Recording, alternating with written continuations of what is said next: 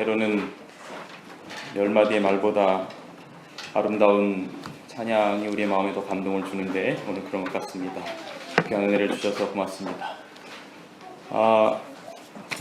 다시 한번 우리 성도들이 다 계실 때 광고를 좀 드리겠습니다. 주보를 참조하시면 어린 여름 성경학교가 올해는 제천에서 저희가 진행이 되고요. 8월 11일 안식후부터 12일까지입니다. 작년에 저희가 안면도에서 또 전교인 수련회를 했던 것처럼 올해는 오색 그린야드 호텔에서 동해에서 9월 1일 안식일 예배를 드리고 올해는 출발합니다. 2일까지 저희가 등산과 또 해양, 또 바나나 보트, 또 어르신들을 위한 관광 프로그램이 3개의 부스로 나뉘어져서 진행될 것입니다. 우리 성도들 기억해 주셔서 많이 참여해 주시기를 부탁을 드리겠습니다. 여러분 안녕하십니까? 안녕하세요. 오늘 저는 피조물에 고대하는 바라고 하는 제목으로 말씀을 드리겠습니다.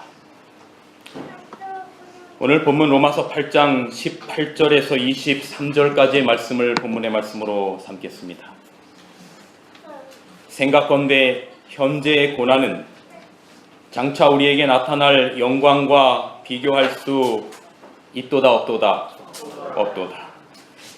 피조물이 고대하는 바는 하나님의 아들들이 나타나는 것이니 피조물이 허무한 데 굴복하는 것은 자기 뜻이 아니요 오직 굴복하게 하시는 이로 말미암음이라.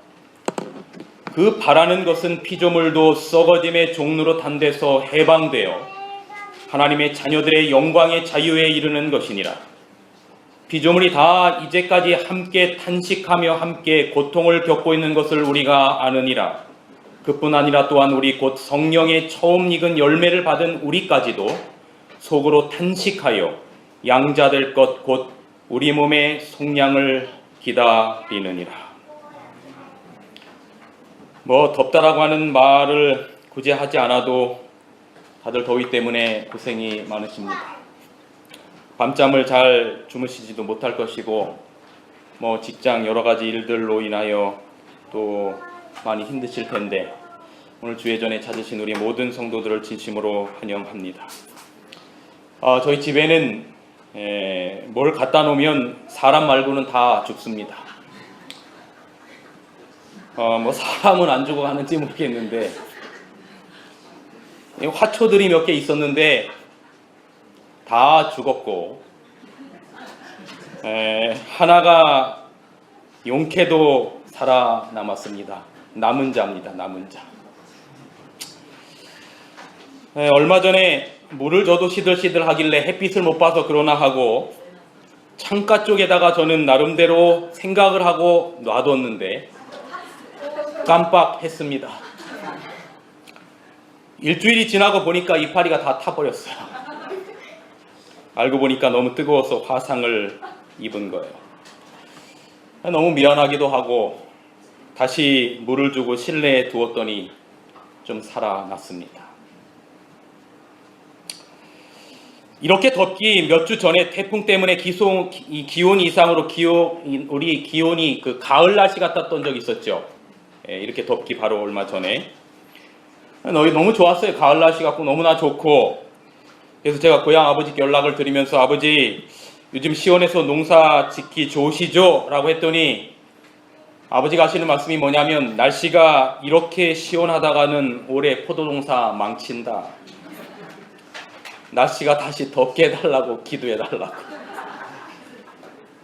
참 제가 기도할 제목이 정말 많습니다. 날씨가 더우면 시원하게 해달라고 기도해야 되고 시원하면 덥게 해달라고 기도해야 되는데 그때 생각한 게 그래서 여름은 더워야 하는 게 맞구나 그런 생각을 해봤어요. 더위의 고난을 통해서 곡식이 알곡이 되고 가을 추수를 통해서 주인의 창고에 열매로 영광을 맺게 합니다. 아무리 그래도 더워도 너무 덥습니다.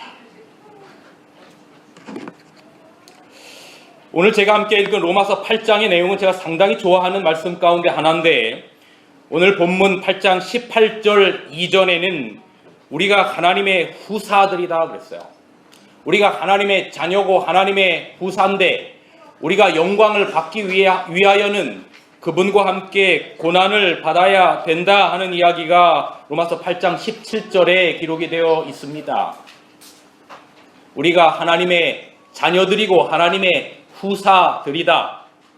동의하십니까? 여러분, 우리가 하나님 앞에 보석이라고 하는 겁니다. 보석도 보통 보석이 아니라 다이아몬드라고 하는 거예요. 다이아몬드. 제가 다이아몬드를 본 적은 없지만 다이아몬드가 제일 비싸다고 하니 다이아몬드라고 얘기를 해보지요. 왜 우리가 하나님의 보석이고 하나님의 다이아몬드냐면, 하나님에게 있어서 가장 귀한 존재, 하나님의 아들 예수 그리스도를 우리를 위하여 죽기까지 하게 하셨으니 우리가 하나님의 보석이고 하나님의 다이아몬드지요. 그런데 그 보석이 영광을 얻기 위하여 함께 고난을 받겠다라고 말하는 겁니다.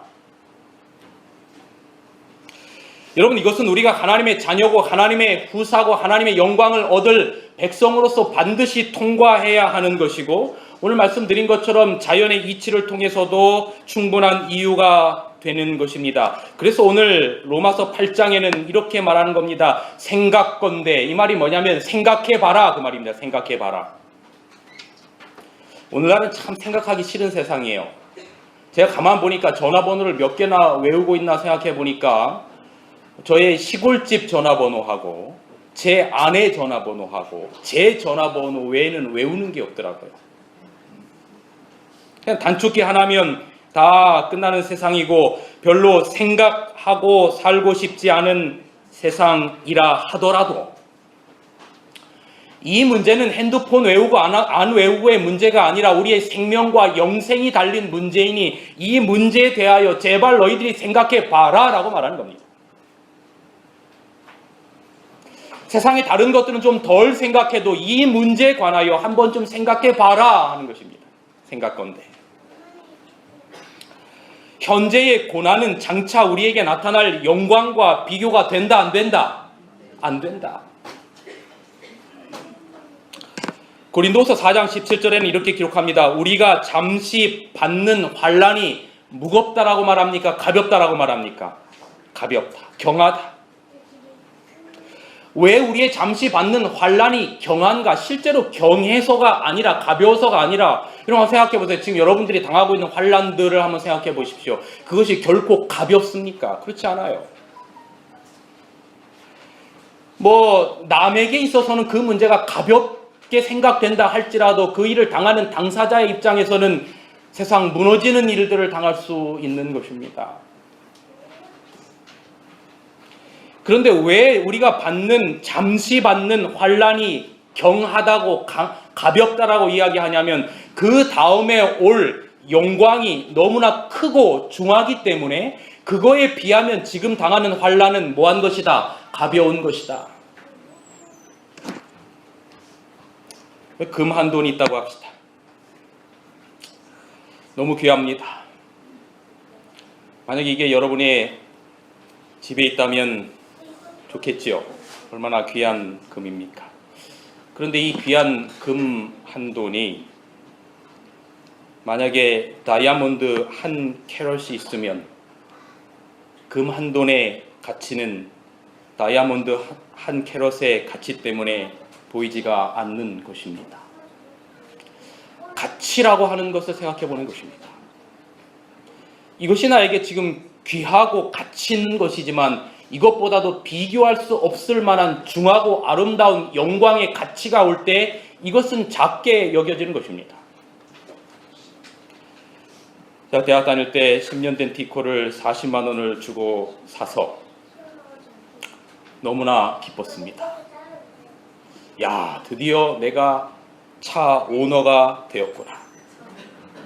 아무리 덜덜댄다 할지라도 저희 아내를 처음 누구 소개로 만날 때 그 차를 타고 가서 만났는데 저희 아내가 하는 말이 어머나 이것도 차예요 그렇게 말했던 차. 첼로가 들어가지 않아가지고 뭐 연애고 뭐고 다 끝날 뻔했던 그 차. 얼마나 덜덜댔는지. 그런데 저에게는 세상에 둘도 없는 귀한 차였습니다. 그걸 가지고 학생전도사를 저 멀리 교회까지 가야 됐는데 버스를 여러 번 타고 다니지 않아도 아무리 다 찌그러진 덜덜대는 차라 할지라도 그 차를 타고 가면 한 번에 갈 수 있는 귀한 차였습니다. 신학생 중에 차 있는 사람이 별로 없었어요. 기숙사에서 후배들이 형 차 좀 빌려줘. 왜? 그랬더니 후문에 라면 사러 가게 해가지고 차도 빌려주고. 근데 제가 저희 기숙사에 다른 친구 하나가, 다른 과 친구 하나가 있었는데 이 친구가 아마 좀 잘 살았던 사람인가 봐요. 그 당시에 새로 나왔던 그 액센트, 액센트를 계기로 해가지고 차의 색깔이 화려해진 거 기억하시죠? 그 색깔 정말 멋진 색깔. 저는 그 전에는 뭐 회색, 검정색, 흰색밖에 없잖아요. 뭐 쥐색. 근데 아주 색깔이 화려해졌는데 그 아주 새 액센트를 사가지고 와서 그 기숙사 주차장이 넓은데 왜 하필 제 차 옆에다 세워놨는지.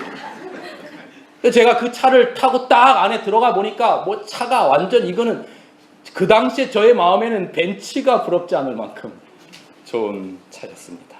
그때부터 저는 제 차를 세차도 하지 않았어요. 너무나 초라해 보이는 것입니다. 제가 지금 무슨 이야기를 드리려고 하는 거냐면 이 두 가지의 가치에 관련된 이야기를 말씀을 드리려고 하는 겁니다. 고린도서 12장에 보면 사도 바울이 3층 천에 가서 하나님의 영광을 본 이야기가 기록이 되어 있습니다.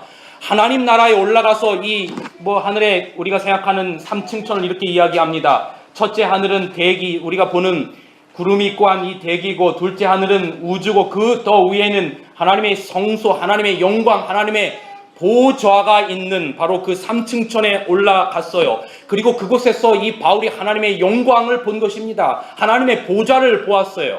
요한계시록 4장과 5장에 나오는 그 하나님의 보좌가 누구의 눈에 들어왔는가 하면 바울의 눈에 들어왔던 것이지요. 그리고 그 다음에 바울이 말하는 것은 뭐라고 말하냐면, 그렇게 귀한 것들, 그 어마어마한 엄중한 영광을 보고 나니 이 땅에서 내가 귀하게 여기던 학벌, 자랑, 지식, 재물 모든 것들이 다 배설물로 여겨졌다라고 말하는 겁니다. 예수님의 제자 베드로, 야고보, 요한이 변화산에서 예수님이 모세와 엘리야와 함께 영광 가운데 변화된 모습을 보잖아요.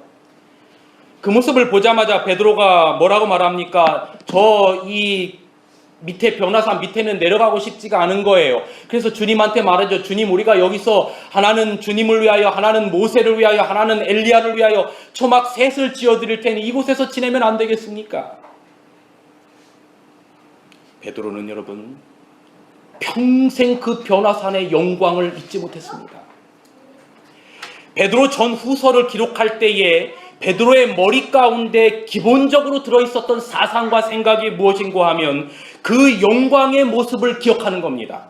그래서 유독 신약의 이 사도들의 서신들 가운데 베드로의 서신들을 보면 어떤 단어들이 많이 등장하냐면, 베드로 전후서를 보면 현재 고난과 시련과 이 세상의 모든 것들은 장차 있을 영광에 비하면 아무것도 아니고, 결국은 이 땅의 모든 것들은 불에 녹듯이 사라지고 새하늘과 새 땅의 영광이 올 것을 기대하라라고 성도들에게 이야기하는 거예요.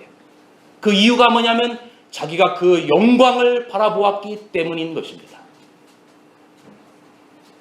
그리고 그의 나머지 모든 인생을 목숨을 걸고 하나님의 영광을 위해서 살았어요.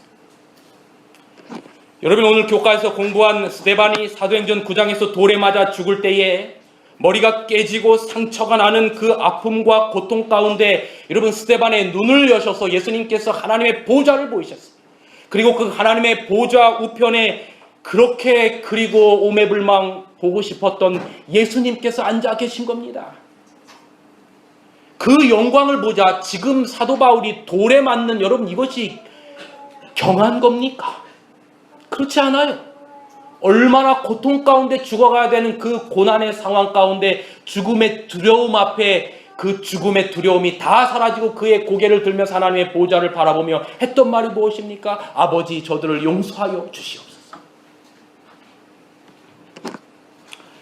예수님도 히브리서 12장 2절에 보면 십자가의 고통을 그 앞에 있는 즐거움을 위하여 참았다 하셨어요. 그 앞에 있는 즐거움이 무엇입니까? 내가 이 십자가를 지면 죽을 수밖에 없는 이 인류가 마침내 구원받을 것이라고 하는 즐거움일 것이고, 또 다른 하나는 하나님의 보좌 우편에 앉는 것이지요. 그리고 십자가의 고난을 경한 것으로 여기시고 참으셨어요. 그리고 마침내 계시록 5장에 하나님의 보좌 우편에 앉으셨어요. 제가 하고 싶은 이야기가 무엇입니까? 여름이 더위로 인하여 힘들어야 가을에 영광이 있듯이, 그 추수의 영광을 생각하고 여름의 더위를 이기듯이, 마침내 우리 주님 이 땅에 오시는 영광을 생각하며 이 세상의 고난을 나의 사랑하는 백성들아 견뎌내라라고 말하는 겁니다. 생각 좀 해봐라.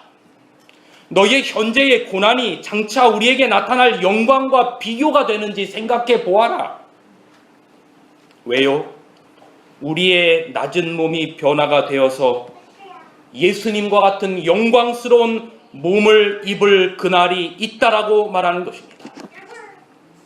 여기 로마서 빌립보서 3장 21절, 그는 만물을 자기에게 복종하게 하실 수 있는 자의 역사로 우리의 낮은 몸을 자기의 영광의 몸의 형체와 같이 변하게 하시리라. 아멘입니까? 우리의 낮은 몸이 무슨 말입니까? 우리의 몸의 형체가 낮다라고 하는 말이 무슨 말이에요? 여러분, 우리의 몸은 죄된 몸입니다. 우리가 예수 그리스도를 개인의 구주로 영접하고 생명의 씨앗을 가지고 성령의 영 가운데 살아가는 백성들이지만, 아직 예수님께서 이 땅에 오시기 전까지 우리의 호흡이 끊어지면 여러분, 우리는 부패할 몸입니다. 아무리 잘생기고 아무리 모든 것들을 다 갖췄다 할지라도 우리의 호흡이 끊어지는 순간 우리의 몸에는 구더기가 생길 몸이란 말이죠. 그런데 우리의 부패할 몸을, 이 낮은 몸을 예수님의 영광의 몸의 형체와 같이 변화시켜 주겠다. 여러분, 우리 이거 믿고 사는 백성들 아닙니까? 그래요, 안 그래요, 여러분? 그래요. 우리 재림 성도들 맞죠? 아니신가 보네. 재림 성도들 맞습니다. 오늘 본문 19절에 보면 이렇게 기록하고 있습니다. 우리 다 같이 한번 큰 소리를 읽어보겠습니다. 피조물이 고대하는 바는, 시작.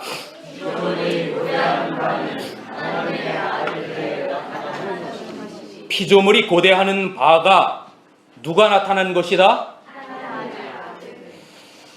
여러분 지금까지 우리 이 구원의 초점을 누구에게 맞춰져 있었냐면 사람, 인간에게 맞춰져 있었습니다. 그런데 오늘 로마서는 구원의 초점의 영역을 확대해서 누구까지 영역을 넓히고 있는고 하면 피조물까지 영역을 넓히고 있습니다. 피조물이 고대하는 바가 있다는 겁니다. 그런데 그 고대하는 바가 누구냐면 하나님의 아들들이 나타나는 것을 피조물이 고대한다. 여러분, 여기서 피조물이라고 하는 게 무엇일까? 이것은 바로 창세기 1장에 하나님이 6일 동안 창조한 모든 생명체를 피조물이라고 하겠지요. 천연계입니다. 온갖 식물들, 새, 동물, 물고기, 이런 모든 생명 있는 존재, 창세기 1장에 하나님께서 천지를 창조하셔서 호흡을 가지고 살아있는 존재, 이 존재를 우리는 피조물이라고 합니다.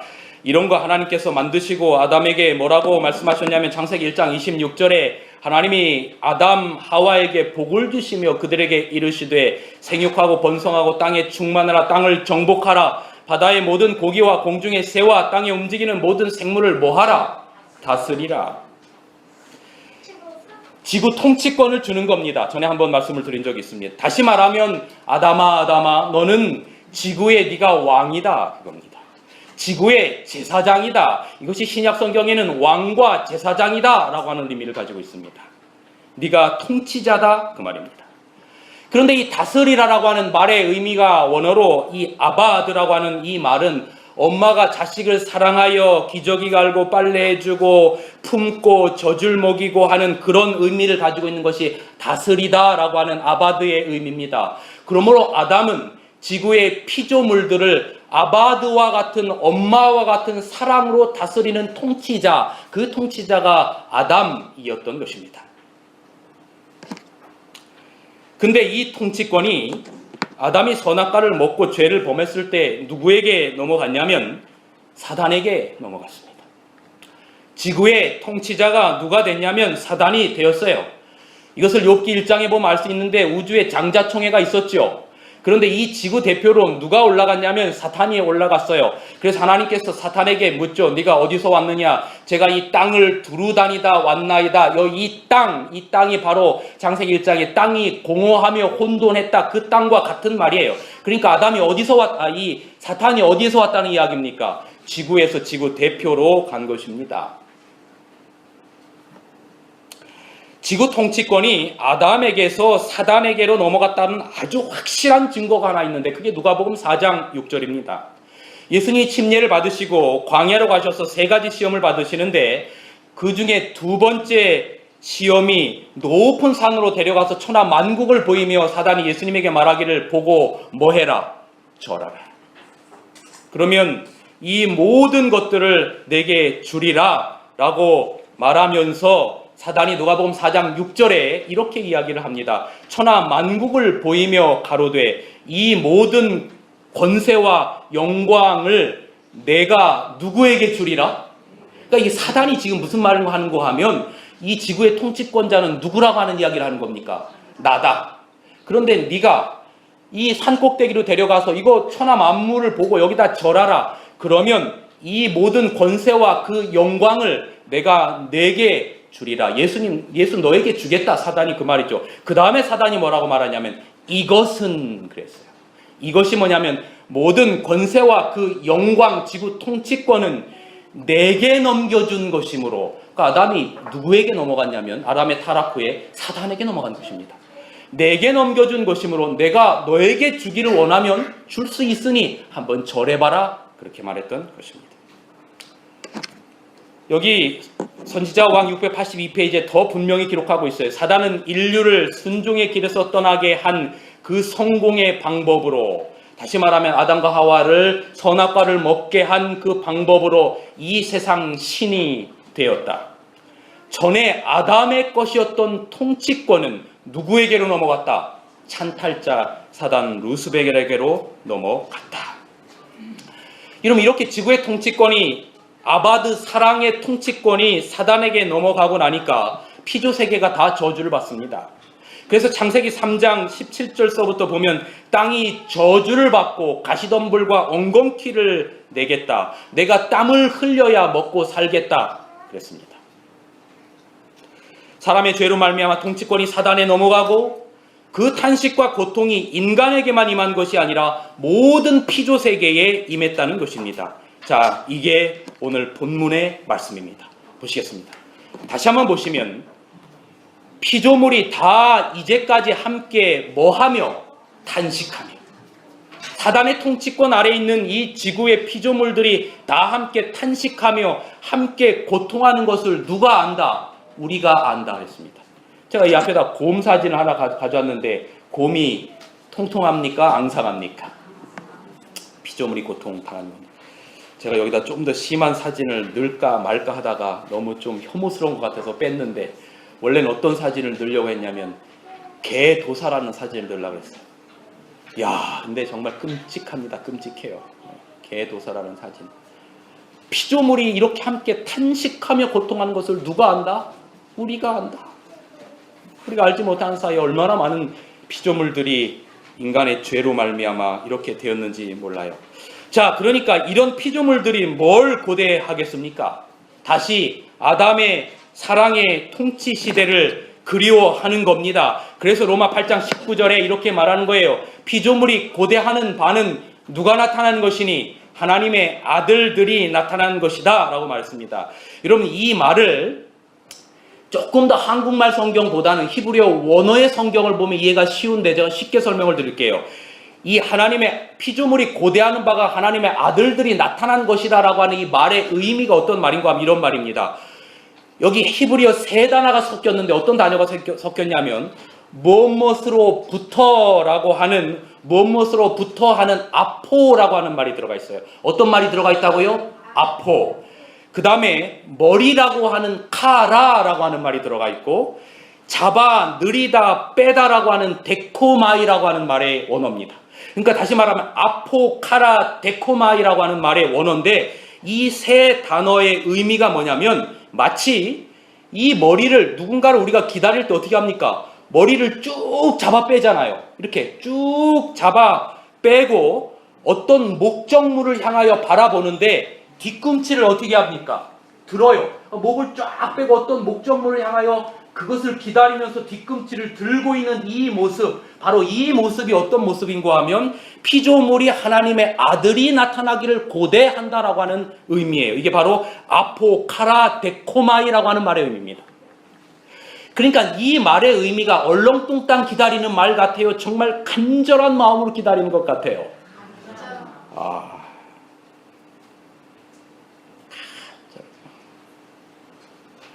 제가 배고플 때 저희 아내가 학원에 갔다가 늦게 오면 너무 배가 고픈데 밥 줄 아내를 기다리는 그런 기다림은 저리 가라의 기다림이다. 그렇죠. 이렇게 말씀하시죠. 자기가 차려 먹으면 되지 손이 없나 발이 없나. 어떤 때는 차려 먹기 싫을 때도 있더라고요. 근데 제가요, 이 아포카라 데코마이 피조물이 고대하는 하나님의 아들들이 나타나기를 목을 쭉 빼고 뒤꿈치를 확 드는 그런 기다림의 그림을 제가 찾아놨는데 이거 한번 보시기 바랍니다. 이렇게 기다리는 거예요. 이 얼음이 얼어가지고 북극곰이 아까처럼 앙상하게 말라 있는데 야, 더 이상 우리도 못 살겠다 이거죠. 살 공간이 있어야 살지, 얼음이 있어야 살지, 우리도 못 살겠다. 하나님의 아들이 나타나기를 뭐 하는 겁니까? 기다리는 거예요. 근데 여러분, 이게 제가 그냥 추측하는 정도가 아니라 여러분, 이 화이트부인의 정로의 계단에 보면 어떤 표현들이 있냐면 이 세상에 있는 모든 피조물들은 하나님의 나를 고대하고 있다, 그런 표현이 있어요. 모든 피조물들이 하나님의 영광을 노래하며 하나님은 사랑이라 속삭인다, 그런 말들이 있는 것입니다. 어쩌면 이 피조물들이 더 이상 이 사단의 통치 아래서는 살 수가 없겠다. 하나님의 아들들이 나타났으면 좋겠다 라고 하는 그림이 아닐까 혼자 추측을 했습니다. 그렇다고 실제 곰이 그렇게 생각할지 안 할지는 제가 잘 모르겠습니다. 그렇게 한다라고 말하면 제가 내내 말씀드린 것처럼 신천지처럼 잘못 해석하는 겁니다. 또 하나 봤어요. 펭귄. 남극의 펭귄이 아포카라 데코마이의 심정을 가지고 보는 것입니다. 여러분, 피조물이 우리 사람 때문에 피조물까지 저주를 받고 그 회복의 때, 영광의 때를 사모하며 바라는데 목을 빼고 까치발을 디뎌서 바라는 것처럼 기다리고 있다, 그 말입니다. 그런데 그렇게 누구를 기다리냐면 하나님의 아들들이 나타나기를 기다린다 그랬어요. 하나님의 아들들이 누구일까? 오늘 본문 로마서 8장 18절 그 이전에 로마서 8장 11절에 보면 어떤 이야기가 있냐면 하나님의 영이 예수 그리스도 가운데 들어가서 하나님이 예수를 살리셨다 그랬어요. 우리도 마찬가지로 예수를 살리신 그 하나님의 영이 우리 가운데 있으면 우리도 하나님의 자녀요 하나님의 후사다 그랬습니다. 그러니까 하나님의 아들들이라고 하는 것은 누군고 하면 바로 하나님의 영이 우리 가운데 거해서 예수 그리스도를 영접하고 예수의 영이 존재하는 사람들, 그 사람들을 누구라고 말하냐면 하나님의 아들들이라고 말하는 것입니다. 그러니까 우리가 하나님의 아들들인 것입니다. 그런데 아직도 우리의 몸은 예수 그리스도를 영접하고 생명의 씨앗을 가지고 살아가고 있지만 우리의 죄된 몸은, 탄식하는 몸은 호흡이 끊어지면 썩을 몸이란 말이죠. 그래서 하나님의 아들들이 나타나기를 피조 세계가 기다리는데 하나님의 아들들이 영광스럽게 되는 그때가 바로 언제이냐? 그게 바로 8장 21절에 기록되어 있어요. 그 바라는 것은 피조물도 썩어짐의 종로로 탄 데서 해방되어서, 아까 그렇게 피조물들도 죽으면 썩잖아요. 그래서 썩어짐의 종로로 탐에서 해방되어 하나님의 아들들, 자녀들이 뭐에 이르는 것을 기다린다? 영광의 자유에 이르는 걸 기다린다. 여러분, 하나님의 자녀들이 썩을 몸이 썩지 않을 몸을 입고 영광의 자유를 얻을 날이 언제입니까? 예수님께서 뭐 하시는 날이에요? 재림하시는 날이에요. 고린도서 15장 51절, 보라 내가 너희에게 비밀을 말하노라. 우리가 다 잠잘 것이 아니오 마지막 나팔에 순식간에 홀연히 다 변화하리니, 나팔 소리가 나매 죽은 자들이 썩지 아니할 것으로 다시 뭐하고? 살고 우리도 뭐하리라? 변화하리라. 탄식하고 고통당하며 썩어서 죽을 몸이 영광스럽게 변화되는 그때를 온 피조세계가 우리뿐만 아니라 기다린다, 그 말입니다. 사극에 보면 왕의 아들을 가진 여자들이 전부 다 자기 아들이 세자 책봉이 되기를 원합니다. 세자가 되면 왕이 되니까요. 그러면 주변 외가, 친가, 사돈의 팔촌까지 왕이 되는 날이 오기를 기다리는 겁니다. 왜 그렇습니까? 영광이 있기 때문에 그렇습니다.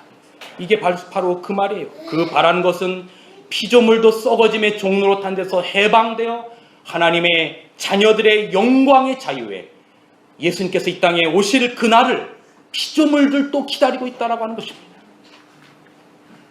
사랑하는 성도 여러분, 세상이 주님 안 오시면 천년만년 갈 것 같습니까? 어떻습니까, 여러분? 세상이 예수님 안 오시면 천년만년 갈 것 같습니까? 한번 대답해 보세요. 그래요, 안 그래요? 정말 더워서 못 살겠어요.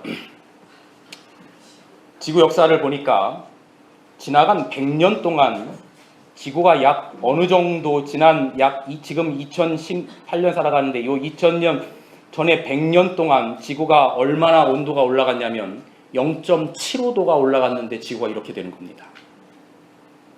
여러분, 지금 지구에 일어나는 한쪽에서는 이렇게 무덥고 한쪽에서는 한파가 일어나고 또 태풍이 일어나고 온역이 일어나고 이 모든 것들, 우리가 또 봄에는 미세먼지 때문에 살 수가 없는 지진이며, 우리나라도 지진의 안전지대가 아닌 이 모든 것들이 꽤 많은 부분들이 다 이런 영향들이 있는데, 그런데 이 지구 온도의 변화가 앞으로는 이렇게 완만하게 가는 게 아니라 급격하게 올라가겠다라고 하는 것이 성경학자의 이야기가 아니라 지질학자며 과학자들의 이야기입니다.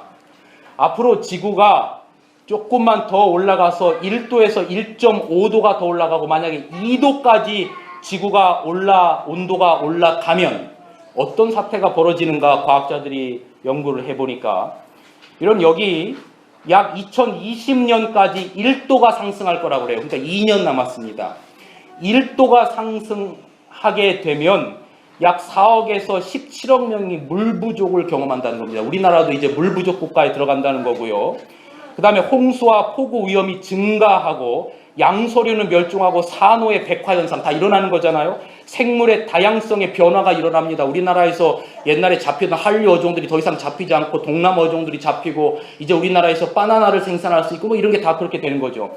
그런데 이게 만약에 앞으로 2050년까지 가면 2도에서 3도까지 올라가면 10억에서 20명이 물 부족하고 최대 300만 명이 홍수의 위험을 처하고 산호는 다 멸종하고 생물의 20% 30%가 멸종 위기에 처하고 2080년에는 3도가 상승하면 그 이후에는 나오는 게 뭐냐면 지구 주요 생물 대부분이 멸종한다라고 말하고 있습니다. 멸종한다라고. 예수님 안 오셔도 지구는 그냥 놔둬도 결국은 멸망할 수밖에 없어요. 여러분, 그러나 우리는 기다리는 분이 있습니다. 여러분, 우리 재림신앙을 가지고 살아간다는 것, 여러분 얼마나 귀한 일인지 아십니까, 여러분? 어느덧 우리가 이 세상이라고 하는 곳에서 살아가면서 예수님의 재림이라고 하는 건 놓치고 살아가지만, 세상에 정신이 팔려서 우리가 그렇게 살아가지만, 여러분, 우리가 어떻게 살든지 간에 내가 다시 오겠다라고 약속하시는 피조물이 탄식하며 하나님의 아들들이 나타나기를 기다리는 예수님의 재림의 시계추는 오늘도 똑깍똑깍 오고 있다는 사실을 기억하며 살아가는 여러분과 제가 되기를 간절히 바랍니다. 피조물이 허무한 데 굴복하는 것은 자기 뜻이 아니요 오직 굴복하게 하는 이로 말미암느니라. 피조물이 허무한 데 굴복한다는 말의 의미가 뭐예요? 죽음이에요.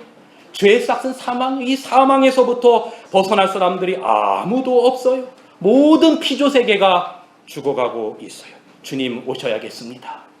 정말로요. 주님 오시지 않으면 썩어짐의 종노릇에서 벗어날 길이 없어요.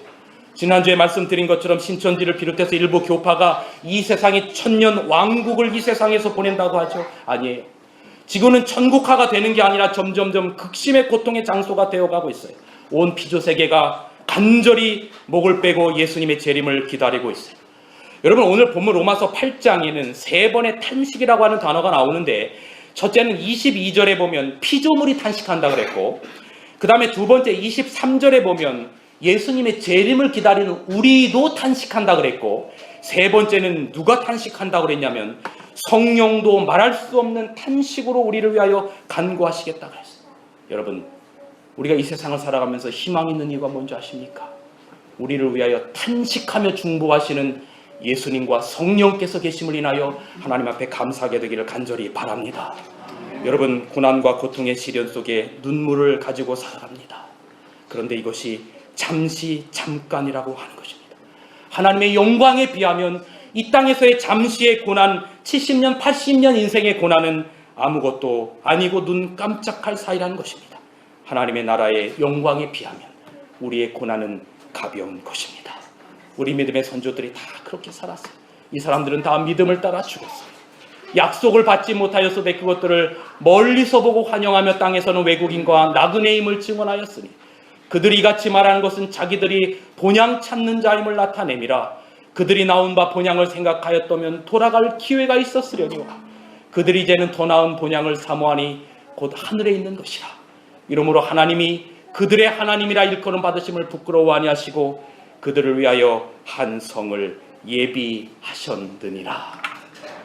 이것이 우리의 성이 되시길 간절히 바랍니다. 말씀을 줄이면서 제가 하나의 우리 재림교회의 아주 유명한 찬양 킹세랄드라고 하는 중창단이 예수님께서 동편 하늘에서 다시 오시는 그 주님 오실 사인이 가까웠다라고 하는 노래를 불렀는데, 제가 좋아하는 노래라서 한번 들려드리고 오늘 말씀을 줄이겠습니다. 이 가사는 예수님 오실 때가 가까웠다, 우리 주님 동편에서 오시는 주님을 맞이하자, 그런 찬양이니까 영어지만 여러분 좀 귀담아서 들어주시고 마음의 힘을 우리 주님께로 여시기를 바랍니다.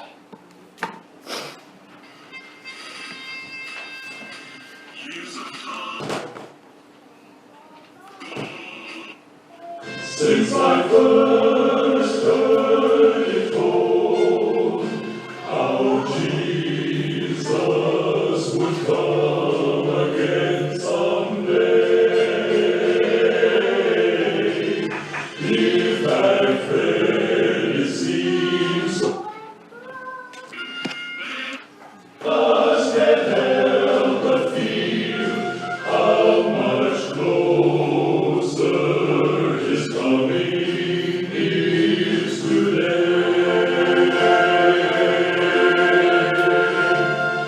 Signs of the time. 예수님께서 이 땅에서 오시겠다라고 하는 사인이 온 세상에 있습니다.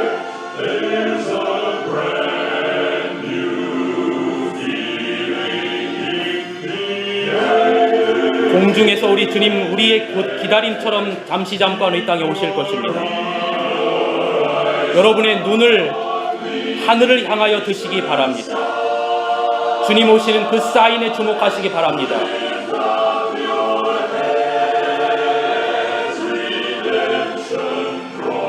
주님의 손에 우리를 구속하기 위한 십자가의 자국을 보시기 바랍니다.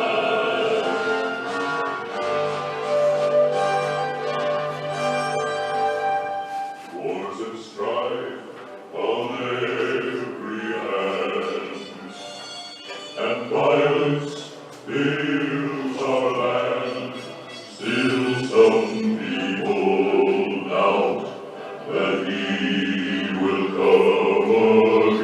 우리가 어떻게 생각하든지 우리 주님은 이 땅에 다시 오실 것입니다.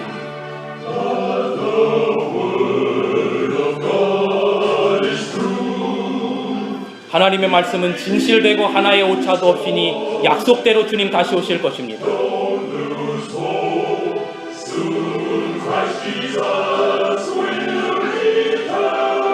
주님 다시 돌아오십니다.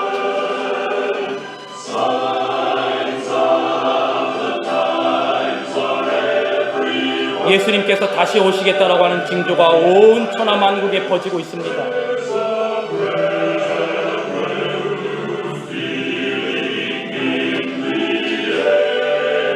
공중에서 주님을 영접할 것입니다. 여러분의 눈을 하늘을 향하여 드시고 공중 가운데 오시는 동편 하늘을 바라보시고 여러분의 머리를 드시기 바랍니다. 여러분의 머리를 드시기 바랍니다.